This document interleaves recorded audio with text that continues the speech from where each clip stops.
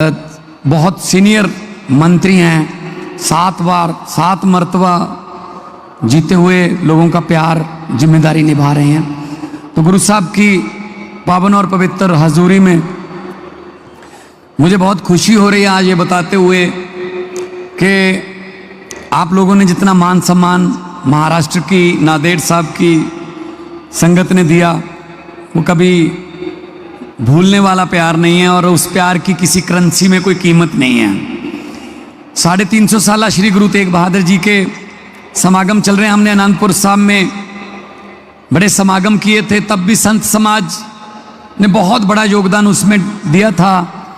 उसको मनाने के लिए मैं ये अक्सर कहता हूँ कि अगर हमारी कौम की, हमारे पुरखों की, हमारे गुरुओं की कुर्बानियाँ लामिसाल हैं, बेमिसाल हैं, जिनकी कहीं मिसाल नहीं मिलती कुर्बानियों की, तो फिर अगर कुर्बानियाँ बेमिसाल हैं तो उनकी शताब्दियाँ मनाने के तरीके भी हमारे बेमिसाल ही होने चाहिए। इसकी मिसाल नहीं मिलनी चाहिए कहीं के यही मनाते हैं भाई ये लोग।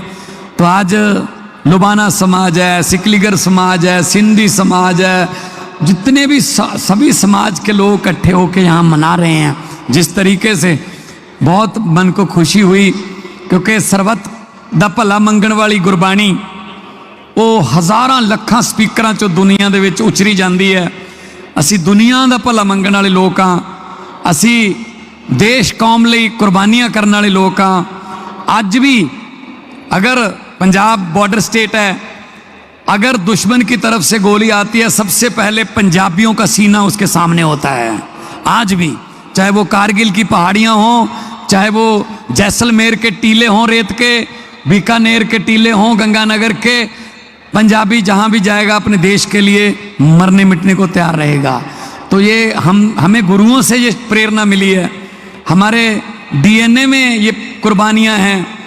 आप जवान साहब, पूरी दुनिया में अगर कोई आफत आ जाए, कहीं तुर्की में भूकंप आ गया, नेपाल में कोई कुदरत की आफत आ गई, श्रीलंका में बाढ़ आ गई, वहाँ रेड क्रॉस जो है वो लोगों की सहायता करने के लिए पहुँचे ना पहुँचे या बाद में पहुँचे, लेकिन लंगर पहले शुरू हो जाता है पंजाबियों का जी, सबसे पहले। शास्त्री गुरु नानक साहब ने 20 रुपए का साधुओं को, भूखे साधुओं को भोजन छकाया था। ऐसे 20 रुपए डिपॉजिट करवाए कि उसका तो ब्याज ही खत्म नहीं हो रहा जी, मूल तो अभी छेड़ा ही नहीं, ब्याज का ही चल रहा है। तो पूरी दुनिया में जहाँ जाएंगे आप, लंगर की सेवा सबसे पहले मतलब आपको मिलेगी। और सबसे बड़ी बात, जब गुरु साहब के पास कश्मीरी पंडितों का वफद आया, पंडित कृपा राम जी के नेतृत्व में, के जबरदस्ती धर्म परिवर्तन करवाया जा रहा है, हमें बचाओ, तो गुरु साहब ने कहा कि किसी बड़ी शख्सियत की कुर्बानी की ज़रूरत है। तो बाल गुरु गोविंद सिंह 8 साल के थे, वहीं खेल रहे थे, तो उन्होंने कहा पिताजी अब से बड़ी कौन शख्सियत हो सकती है। तो गुरु साहब ने कहा चलो, चले गए दिल्ली लाल किला में और बोल दिया उस समय के हाकम को, औरंगजेब को, कि अगर हिम्मत है तो मेरा धर्म परिवर्तन करवा के दिखा। भाई सतीदास जी, भाई मतीदास जी, भाई दयाला जी, उनके सामने, उनकी आंखों के सामने, गुरु साहब के आंखों के सामने उनको गर्म पानी के जो कढ़ाई होते हैं उसमें उबाल के और आग रुई में लपेट के आग लगा के और शीश पर आरा चला के शहीद कर दिया कि शायद गुरु साहब ये देखकर डर जाएंगे, ये देखकर मान जाएंगे। लेकिन गुरु साहब ने कहा ये गुरु के सिख हैं, ये नहीं मानने वाले।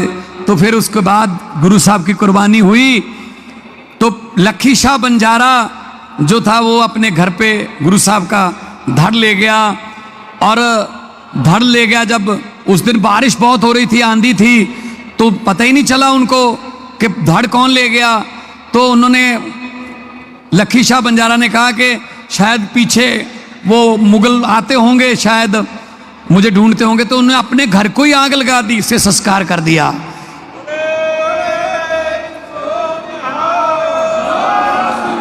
चौहान साहब बड़ा व्यापारी था, लखी शाह बंजारा। आज जहां गुरुद्वारा रकाबगंज साहब है वो उसका घर था। वहां उसका घर था, आग लगा दी उसने। और भाई जैता जी, भाई जीवन सिंह जी, बाद में भाई जीवन जी, वो उनका शीश लेकर वो निकल पड़े पंजाब के लिए। दुनिया में ऐसी मिसाल नहीं मिलती कि किसी कुर्बानी का 2 जगह संस्कार हुआ हो, अंतिम संस्कार, धड़ कहीं और शीश कहीं और। कुर्बानी का दुनिया में आपको ऐसी मिसाल नहीं मिलेगी। तो फिर वो जो पंडित कृपाराम जी उन्होंने सोचा, हम आए थे और गुरु साहब साथ में लेके चले गए और कुर्बानी दे दी, तो वो वापस कश्मीर वापस नहीं गए अपने घर पे।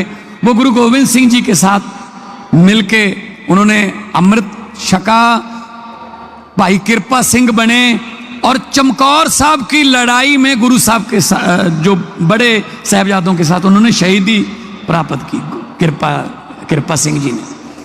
मतलब ऐसे लोग थे, क्या लोग थे, देश कौम के लिए जान नशावर करने वाले। क्या उनका जितना सत्कार करें, जितना भी उनका प्रचार करें वो कम है। तो हम चाहते हैं कि गुरु साहब का, कुर्बानियों का आने वाली पीढ़ियों को भी पता चले, पाठ्यक्रम में पढ़ाया जाए, जो भी माध्यम हैं संचार के उनके जरिए दिखाया जाए कि हमारा इतिहास क्या है, हमारा जो विरसा है वो क्या है।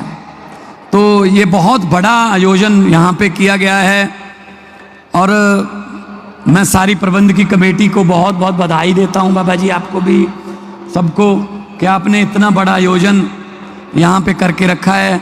और एक भी मैं जब आया तो जो यहाँ के कलेक्टर थे वो भी पगड़ी पहन के मुझे लेने आए एयरपोर्ट से, तो हर किसी ने पगड़ी पहनी हुई है और इतना मतलब उनको हर्ष उल्लास है कि हमारे गुरु साहब का हम शहीदी का समागम मना रहे हैं। तो यही हमारी कौम की विलक्षणता है कि हम अपने शहीदों को, अपने गुरुओं को, हम उनको मान सत्कार देने में हम कोई कमी नहीं छोड़ते। हम सेकुलर लोग हैं, सारे समाज को प्यार करने वाले लोग हैं, सब सुखी बसें। हमारे तो गुरबानी में दर्ज है कि नानक नाम चढ़दी कला, तेरे पाने सर्वत दा भला। पूरी दुनिया की भलाई मांगने वाले लोग हैं। तो बहुत अच्छा लगा जी आज आके। मैं शायद शब्द मेरे पास कम रह जाएंगे, क्योंकि ऐसी जगह पे जहाँ इतने बड़े बड़े गुणी ज्ञानी लोग धर्म के बैठे हों, वहाँ बोलना सूर्य को दिया दिखाने वाली बात हो जाती है। तो मैं, जितनी मेरी तुच्छ बुद्धि है, जितना मैंने पढ़ा है, या जितना मेरे को ज्ञान है, जितनी मेरे समत बख्शी है परमात्मा ने, मैं अपने हिसाब से पंजाब की जिम्मेदारी निभा रहा हूँ। हमने 3 शहरों को पवित्र शहर का दर्जा दिया, तीनों तख्तों को, जो तख्त श्री केसगढ़ साहब, आनंदपुर साहब में तख्त श्री अकाल तख्त साहब, श्री अमृतसर साहब में, और तख्त श्री दमदमा साहब तलवंडी साहबों में।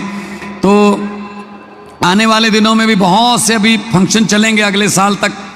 और जब संगत यहाँ की आई, यहाँ के प्रबंध की कमेटी मुझे मिलने के लिए चंडीगढ़ में, तो उन्होंने कहा कि आपको यहाँ आना है।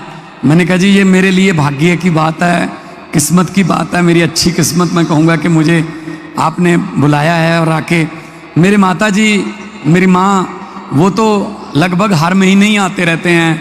वो तो ट्रेन में, वो तो उनको तो ट्रेन का ड्राइवर, टीटी सब जानने लगे हैं, क्योंकि वो संगत को लेके आते हैं, गांव से लेडीज़ को, माँओं को, बहनों को लेके आ जाते हैं।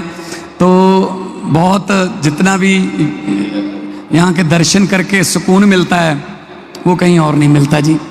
तो बहुत, जो भी मुझे 2-3 आज जो पत्र भी मिले हैं चौहान साहब के, नांदेड़ साहब को भी पवित्र शहर का दर्जा देने की बात अगर सरकार तक पहुंचाई जाए। और पंजाब भवन है यहाँ पे, 2008 में पंजाब सरकार ने बनाया था, उसको बहुत अपग्रेड करना है, उसके कमरों की हालत ठीक नहीं है। वो भी हमने टूरिज़्म डिपार्टमेंट में ऑलरेडी आज बोल दिया है और उसको भी अपडेट करेंगे। शानदार कमरे बनेंगे, यहाँ की संगत को कोई तकलीफ़ ना हो। बहुत सी संगत पूरी दुनिया से आती है। और वेरका जो हमारा ब्रांड है दूध का, वहाँ से घी आता है, वहाँ से प्रसाद आता, पिन्नियाँ, पनीर, खीर आती है। तो उसका भी थोड़ा सुचारू रूप से करना है, वो पंजाब सरकार की मतलब कॉरपोरेटिव एक एजेंसी है वेरका मार्कफेड के अंडर है, तो उनका भी जो संगत यहाँ की कहेगी, हम कोई गुरु साहब के लिए खजाने की कोई कमी नहीं है। जहाँ से हम खजाना मांगने आते हैं उनके लिए हम कोई बजट रखेंगे? जब है ही गुरु का खजाना। वो मेरे दादी जी एक कहानी सुनाते थे, गुरु नानक साहब और भाई मर्दाना जी वो जा रहे थे उदासियों पे, तो जा रहे थे तो कहीं किसी गांव के सरहद पे बैठे, किसी गांव की जू पर बैठे गुरबानी उच्चर रहे थे गुरु साहब। भाई मर्दाना जी रबाब बजा रहे थे। गांव के लोगों को पता चल गया कि कोई रब का बंदा आ गया, कोई फकीर आ गया, सीधी परमात्मा के साथ लिव लगी हुई है, ये किस्मतें पलट देगा, इसकी संगत करते हैं। लोग चले गए। गुरु साहब ने कहा जी आप किधर आए? कहते जी आपके साथ चलना है। गुरु नानक साहब ने कहा हम सत्य के रास्ते पे चलने वाले हैं, सत्य के रास्ते बहुत मुश्किल होते हैं, आपसे चला नहीं जाएगा। कहते जी नहीं चलेंगे। कहते चलो। चलते गए पैदल चल रहे थे, तो रास्ते में चांदी के ढेर लगे हुए थे, इधर भी चांदी के ढेर, इधर भी चांदी के ढेर। जिनको चांदी चाहिए थी उन्होंने चांदी उठाई, बोले थोड़ा सा चलने से कितनी किस्मत खुल गई, चलो वापस चलते हैं। तो काफिला आधा रह गया। तो गुरु साहब ने पूछा जी आप? कहते जी हम चांदी वाले नहीं हैं, हम तो साथ चलेंगे। कहते रास्ते मुश्किल आ सकते हैं। कहते आने दो। चलते गए आगे सोने के ढेर आ गए। जिनको सोना चाहिए था उन्होंने कहा हम चांदी वालों से थोड़ा अच्छे रह गए, हमें सोना मिल गया, वो चांदी लेके वापस चले गए, वो सोना लेके वापस चले गए। बंदे 10 रह गए। तो गुरु साहब ने पूछा भैया आप लोग? कहते जी हम सोना चांदी वाले नहीं, हम तो साथ चलेंगे। गुरु साहब ने कहा कि रास्ते मुश्किल आ सकते हैं। कहते आने दो। जब आगे चलते गए तो हीरे मोतियों के ढेर आ गए। वो 10 ने हीरे मोती उठाए। कहते हम चांदी और सोने दोनों से अच्छे रह गए। तो रह गया अकेला मर्दाना, भाई मर्दाना जी। तो गुरु साहब ने पूछा भाई मर्दाना जी आप नहीं गए? तो गुरु साहब को बोला, भाई मर्दाना जी ने कहा गुरु जी मैं नहीं जाऊंगा, मैं तो आपके साथ ही रहूंगा, मैं तो उनसे अमीर हूं। तो गुरु साहब ने पूछा भाई मर्दाना ना तेरे पास सोना है, ना चांदी है, ना हीरे है, ना मोती है, तुम अमीर कैसे हो? तो भाई मर्दाना जी ने कहा मैं उनको कैसे बताऊं जो सोना चांदी हीरे मोती लेकर अपने आप को अमीर समझ के वापस घरों पे चले गए, कि जो सोना चांदी और हीरे मोती बांट रहा है, जब मोई मेरे साथ चल रहा है तो मेरे से बड़ा खजाना किसके पास है, मेरे से बड़ा कौन?